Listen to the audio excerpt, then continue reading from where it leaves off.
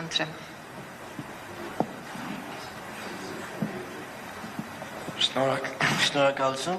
Ես դեռևս այդ դպրոցի աշակերտ եմ, շուտով շրջանավար, եւ հարցս հետեւյալն է. Հայաստանի Հանրապետության կառավարության կողմից ցեղասպանության ճանաչումը դիվանագիտական նպատակների առաջին պլանից դուրս բերումը, ինչպես արդեն նշեցիք, բազուր է դառնում Թուրքիայի համար իրենց քաղաքական նպատակները առաջ տանելու համար։ Իսկ ինչ կարող է անել հայ երիտասարդը կամ ուղղակի հայ մարդը Հայաստանի Հանրապետության իշխանությունների կողմից բացակայող դիմադրությունը լրացնելու եւ պետությանը օգտակար լինելու համար։ Շնորհակալություն։ Դուք որպես ապագաշրջանավարտ զինվեք գիտելիքներով, բայց մրցունակ գիտելիքներով։ Ոչ թե այն գիտելիքները, որոնք շատ հաճախ արդեն ակնհայտ է, որ մրցունակ չեն, զինվեք ինքնավստահությամբ, զինվեք փաստակներում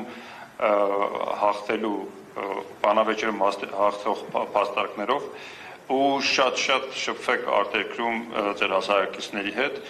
որպեսզի ավելի ինքնավստահ լինեք եւ այս ներհայաստանյան հարմար կոմֆորտ իրավիճակից կամ IB կամ չգիտեմ որտեղ եք սովորելու ավարտելուց հետո մշտապես ձեզ մարտահրավեր նետեք, ձեզ ու ձեր գիտելիքները, որոնք ունեք, որոնք ստացել եք ու երբեք չկարծեք, որ դուք սովորել եք գիտեք ամեն ինչ, երբեք չկա եզրակից։ Ես շատ կարճ կարող եմ ասել,